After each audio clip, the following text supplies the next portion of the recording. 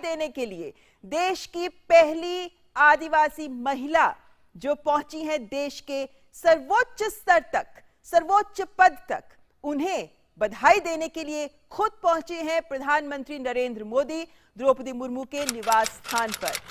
Bharatiya Janata party के साथ जुड़कर द्रौपदी मुर्मू ने जो राजनीतिक सफर शुरू किया था उसको तय करते हुए वो पार्षद से ऊपर उठी, विधायक और उसके बाद राज्यपाल बनी और उसके बाद आज वो राष्ट्रपति पद के लिए चुनी जा चुकी हैं। जीत हो गई है उनकी स्पष्ट। और ऐसे में प्रधानमंत्री नरेंद्र मोदी और भाजपा अध्यक्ष जेपी नड्डा इस वक्त यहाँ द्रौपदी मुर्मू के निवास स्थान पर जो उन्हें आवंटित किया गया है, प्रधानमंत्री नरेंद्र मोदी पहुंचे हैं उन्हें बधाई देने के लिए।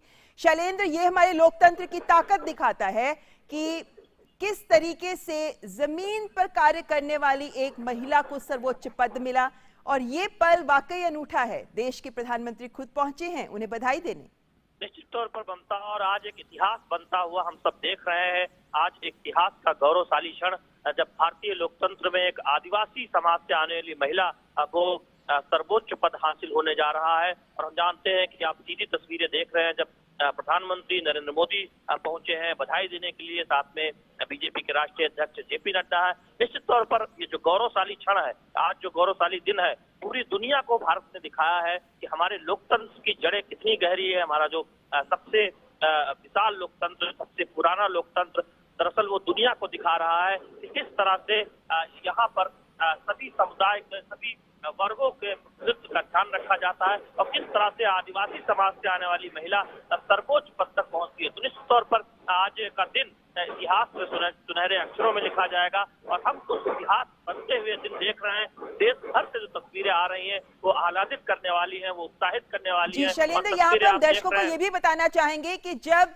राष्ट्रपति चुनाव के आंकड़े स्पष्ट हुए जिन्होंने ये दिखा दिया कि द्रौपदी मुर्मू ही अगली राष्ट्रपति हैं देश की बन रही हैं, उसके बाद पहली बार इन दृश्यों के माध्यम से द्रौपदी मुर्मू मीडिया के सामने आई हैं जब प्रधानमंत्री नरेंद्र मोदी खुद उन्हें बधाई देने पहुंचे हैं। और जैसा कहा जाता है अभी तक वो बीजेपी की थी लेकिन अब वो देश की राष्ट्रपति बनने जा रही हैं।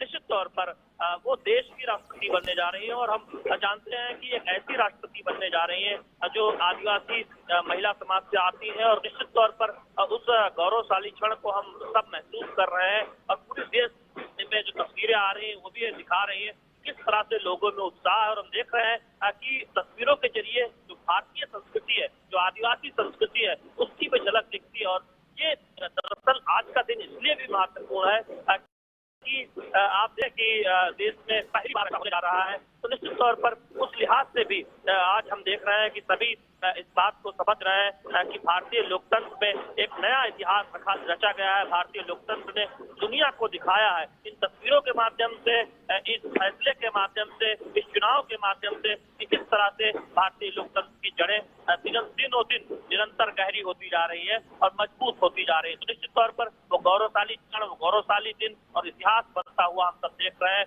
और उस इतिहास में जो तस्वीरें देश भर से आ रही है वो भी ये दिखाती है कि भारतीय समाज में, भारतीय लोकतंत्र में किस तरह से सभी को समाहित करने के, सभी को आगे बढ़ाने के, सभी को उच्च पदों तक ले जाने की क्षमता है और सबका साथ मिलता है, सबका समर्थन मिलता है। और हमने देखा कि न केवल एनडीए उम्मीदवार के तौर पर बल्कि एनडीए सहित तमाम दलों ने खुलकर समर्थन किया द्रौपदी मुर्मू का। और यही ताकत है हमारे लोकतंत्र की और यही ताकत है द्रौपदी मुर्मू जी के व्यक्तित्व की भी। हमारे साथ इस वक्त अशोक टंडन जी जुड़ गए हैं, वरिष्ठ पत्रकार। अशोक जी, देश की अगली राष्ट्रपति हो रही हैं, बन रही हैं द्रौपदी मुर्मू। ऐसे में जिस तरीके से आंकड़े आए हैं और जिस तरीके से सूत्रों के ही लिहाज से, लेकिन जो बातें सामने निकल कर आई हैं कि क्रॉस वोटिंग हुई है, बहुत सारे अन्य दलों के विपक्ष के नेता भी या सांसद भी हैं जिन्होंने द्रौपदी मुर्मू के पक्ष में वोट किया। हम ये कह सकते हैं कि दलगत राजनीति से ऊपर उठकर जिस तरीके का समर्थन द्रौपदी मुर्मू को मिला है वो दिखाता है कि किस तरह की शख्सियत और व्यक्तित्व द्रौपदी मुर्मू का है जिसको आज सब ओर से समर्थन मिल रहा है। देखिए, उनकी जीत तो सुनिश्चित थी जी। इस चुनाव से पहले ये लगभग तय था कि एनडीए के उम्मीदवार द्रौपदी मुर्मू जीतने वाली हैं, द्रौपदी जी। लेकिन ये मुझे बहुत सहज लगा कि यशवंत सिन्हा जी ने उनको बधाई दी है और अपनी हार मान ली। देखिए, यशवंत सिन्हा जी की हार तो उसी दिन सुनिश्चित हो गई थी जिस दिन पश्चिम बंगाल के मुख्यमंत्री ममता बनर्जी ने द्रौपदी मुर्मू के नामांकन पर ये कहा था कि अगर हमें पहले पता होता कि द्रौपदी मुर्मू ही एनडीए के उम्मीदवार होने जा रही हैं तो शायद हम अपना निर्णय बदलते।